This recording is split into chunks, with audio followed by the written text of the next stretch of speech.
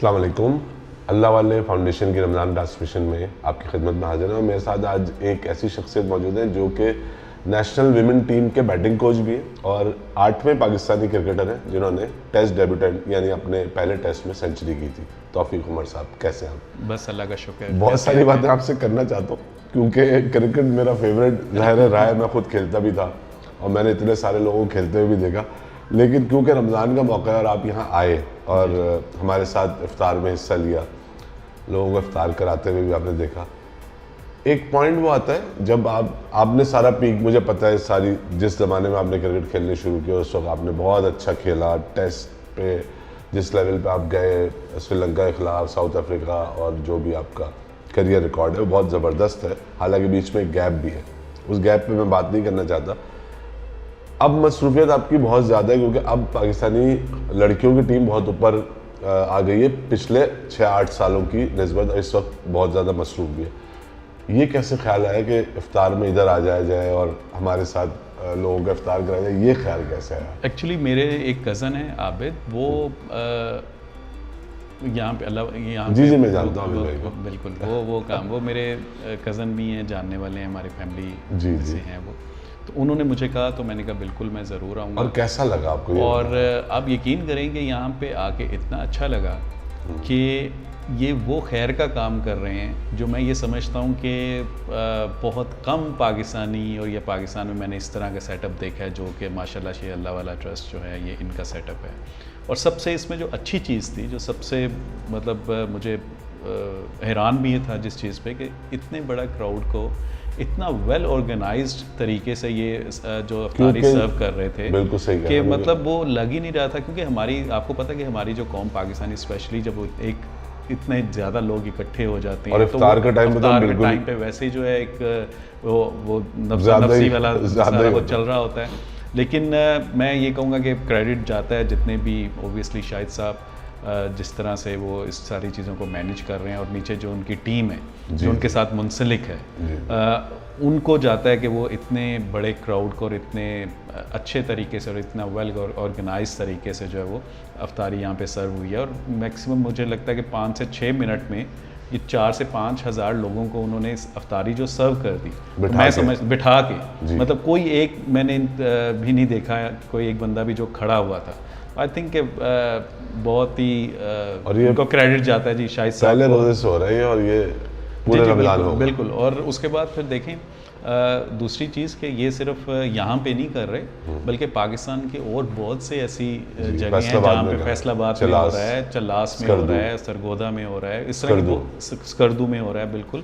तो देखें ऐसी बहुत सी जगह हैं जहाँ पे ये ऑलरेडी ये चीज़ें कर रहे हैं और बड़े अच्छे तरीके से कर रहे हैं। तो मैं कहता हूँ कि हेड्स ऑफ टू देम, जो इन्होंने जिस तरीके से ये सारा किया, और ये खैर का काम है, अल्लाह ताला इसमें उनको और बरकत अता करे। आमीन। वो तो देखें होता ही है। और मैंने उनको कहा कि आप जितने ज़्यादा रोज़ेदार इफ्तार कर रहे हैं उस हिसाब से तो ये सबसे बड़ा दस्तरखान है पाकिस्तान का। बिल्कुल। जो कि इतने सारे वो कहने हम क्लेम नहीं करते, बस ठीक है हो रहा है, अल्लाह करवा रहा है, हम कर रहे हैं। बिल्कुल। वो इस तरह की बात करते हैं। बिल्कुल ऐसे। वरना और बहुत लोग हैं, आपको पता ही, आप मीडिया, आप एज एक्सपर्ट भी आप चैनल्स पे बैठ के मैं देखता हूँ आपको। जी जी। तो आपको पता है किस हिसाब से लोग शोर कर रहे होते हैं छोटी छोटी चीज़ों पे। देखिए ये कैसे हैं कि ये वो कहते हैं ना कि आप अगर कोई एक हाथ से दो, दूसरे हाथ को पता भी नहीं चलना चाहिए। तो ये चीज़ें कोई बिल्कुल, और ये तो देखें ये अल्लाह ताला इन लोगों को चुनता है, ठीक है। जो लोग इस तरह के काम में आते हैं, या मतलब ये अल्लाह ताला की उन पे खास करम नवाजी होती है, सिलेक्टेड होते हैं। और वो हर कोई ऐसा नहीं हो सकता। पता नहीं उसके पीछे जो भी हो, मुहर्रकात हों या कोई भी बात, लेकिन मैं समझता हूँ कि ऐसे लोग जो हैं ये अल्लाह के चुने हुए होते हैं, अल्लाह के इनाम याफ्ता होते हैं। और अल्लाह ताला खुशकिस्मत होते हैं। और अल्लाह ताला जो है ये मैं समझता हूँ कि ऐसे लोगों को उनके खैर के काम में और बरकत भी डाले, और बहुत से लोग इनके साथ और जुड़ें ताकि ये काम और मज़ीद बढ़े, अल्लाह करे इंशाअल्लाह पाकिस्तान में।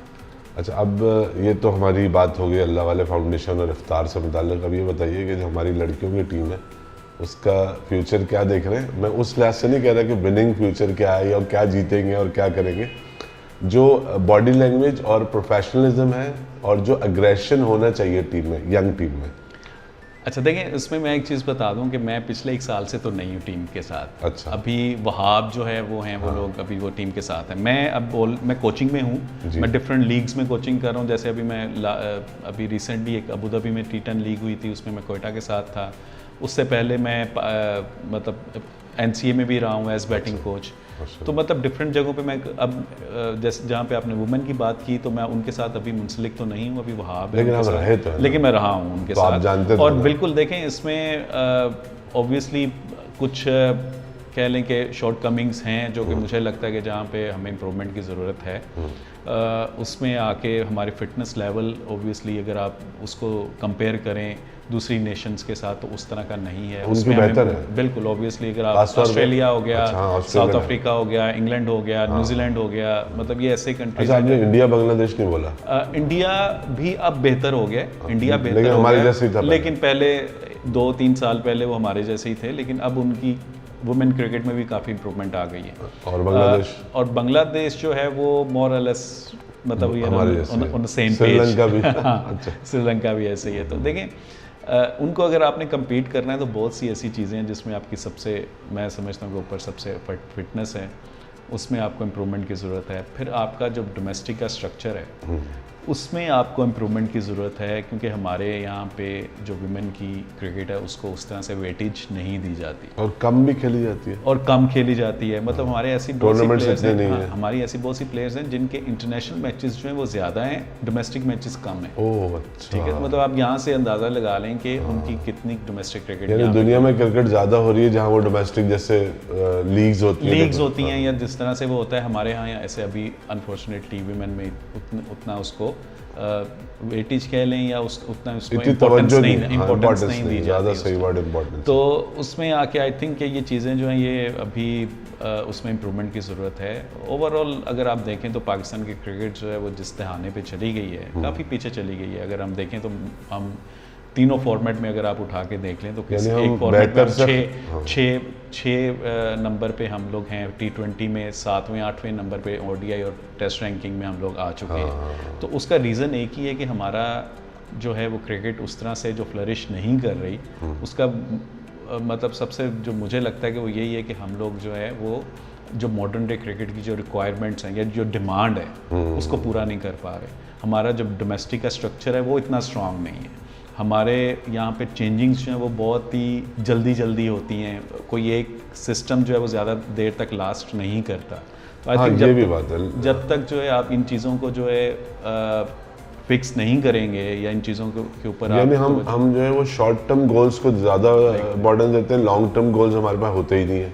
मतलब मैं आपसे नहीं कहलवा रहा, मैं खुद कह रहा हूँ ये नहीं बिल्कुल ऐसे ही है, ऐसे ही देखें। और मैं मतलब मुझे भी ये कहने में कोई वो नहीं है कि हम लोग अगर हम देखें तो हम पिछले कितने सालों से क्रिकेट हमारी जो है वो नीचे की तरफ जा रही है। उसकी वजह ये है कि हम लोग जो है उस तरह से अपनी डोमेस्टिक क्रिकेट को जो वेटेज नहीं दे रहे, उस तरह से उसमें हम इन्वेस्ट नहीं कर रहे, प्लेयर्स पे इन्वेस्ट नहीं कर रहे। ठीक है, और ये चीज़ें जब तक आप नहीं करोगे, अगर आप ये कहोगे आप दुनिया की टीम्स को, आप टॉप की टीम्स को अगर आपने कम्पीट करना है तो ये जितने भी आपके मतलब कह लें डोमेस्टिक हो गया या इंटरनेशनल हो गया, आपके अंडर 19 हो गई, अंडर 16 हो गई, ये जितने भी आपके इसमें प्रोग्राम्स होने चाहिए, इनके प्लेयर्स के आपके साथ उनको काम करना चाहिए और प्रोफेशनल कोचेस के साथ काम करना चाहिए। कि जो जिनको क्रिकेट का पता है, जिनको पता है कि उनका जो पाथवे है वो क्या होना चाहिए, किस एज में कितनी करियर डिफाइन होना चाहिए, किस एज में कितनी कोचिंग की जरूरत होती है। अगर आप 15 साल की एज में एक बंदे को आप 30 साल वाली कोचिंग कर देंगे तो वो कंफ्यूज हो जाएगा। ये बहुत इंपॉर्टेंट बात की आपने। और अगर आप एक 30 साल वाले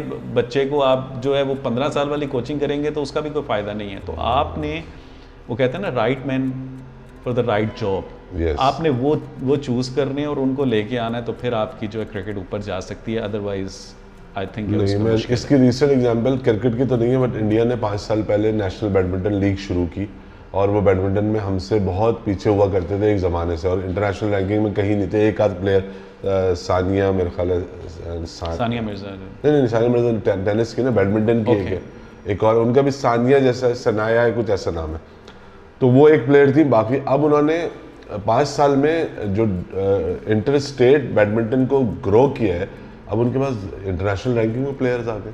देखिए बिल्कुल उनकी क्रिकेट आप देख लें ना, अब क्रिकेट उनकी एक नेक्स्ट लेवल पे, इंडिया जो है T20 में देख लें नंबर 1 रैंकिंग की टीम है जी बिल्कुल। वनडे में भी वो, और वो साबित भी कर देते हैं। साबित भी कर रहे हैं वो। अगर वनडे में अगर आप देखें तो उसमें भी फर्स्ट 3 में वो आते हैं जी। टेस्ट मैच में भी वो इसी तरह से हैं कि वो 2 साल से टेस्ट चैंपियनशिप के जो फाइनल हैं वो उसके लिए क्वालिफाई कर रहे हैं। तो देखें वो आप खुद ठीक नहीं कर सकते तो एटलीस्ट आप यही देख लें कि दूसरे क्या ठीक कर रहे हैं हम वही फॉलो कर लें। ठीक है ना, आप कॉपी कर लें कि मतलब क्या चीज़ें दूसरे अच्छे कर रहे हैं आप उसको देख के वो सीख ऐसी छुपी भी तो है नहीं चीज़ें, ऐसी नज़र बिल्कुल तो ऐसे ही। तो मसला ये है कि हम लोग शायद उस देखें डायरेक्शन जब तक आपकी ठीक नहीं होगी ना तो चीज़ें ठीक नहीं होती। तो अनफॉर्चुनेटली हमारी जो अभी क्रिकेट जो डायरेक्शन है जो मतलब टुवर्ड्स आप कह लें कि इम्प्रूवमेंट वो ही नहीं है। अच्छा मेरा दुख ये है कि मेरे जैसे बहुत सारे लोगों का दुख ये है कि जब क्रिकेट ऐसे इस मकाम पे आ गई जो अब है तो हम लोग देखना छोड़ देते हैं और अपना दिल वो हल्का कर लेते हैं, नहीं देखो ताकि दुख ही नहीं होंगे। नहीं तो आप बिल्कुल ठीक कह रहे हैं, हमारे ऐसे बहुत से दोस्त हैं या मतलब क्रिकेट जो जिन्होंने अब क्रिकेट देखना छोड़ दी है या अब वो फीलिंग खत्म हो गई है ना। देखें अब इंडिया पाकिस्तान का मैच होता था तो लोग अपने टीवी तोड़ देते थे, लोग मतलब अपनी इतनी अपॉइंटमेंट्स कैंसिल हो जाती थी, अगर आप रोड्स पे देखें तो ट्रैफिक आपको नहीं मिलती थी। लेकिन अब क्योंकि लोगों को एक तरह से शायद यकीन हो गया है कि हमने इंडिया के अगेंस्ट अगर हम मैच है तो हम नहीं जीत सकते, कुछ नहीं करना, तो वो एक बड़ा नॉर्मल अब वो चीज़ वो फीलिंग आती नहीं है लोगों में कि यार ठीक है वो हमने तो हार नहीं जो दुख की बात अब जो है वो ये देखिए अगर हम जीतेंगे तो फिर मुझे लगता है कि शायद लोग कहेंगे यार ये क्या हो गया, वो सरप्राइज आ जाएगा, सरप्राइज हो जाएगा। चले बहुत सारी बातें क्रिकेट में तो बहुत सारी बातें हो सकती है। तौफीक उमर साहब का हम बहुत शुक्रिया अदा करेंगे हमारे साथ आए और इफ्तार में शामिल हुए और हमारे साथ कुछ बातें की। बातें बहुत सारी हो सकती है, मज़ीद एपिसोड्स या मज़ीद वीडियोस हम इनकी मसरूफियत के अकॉर्डिंगली अपॉइंटमेंट लेके और करेंगे और आपके साथ शेयर करेंगे इंशाल्लाह। अल्लाह हाफ़िज़।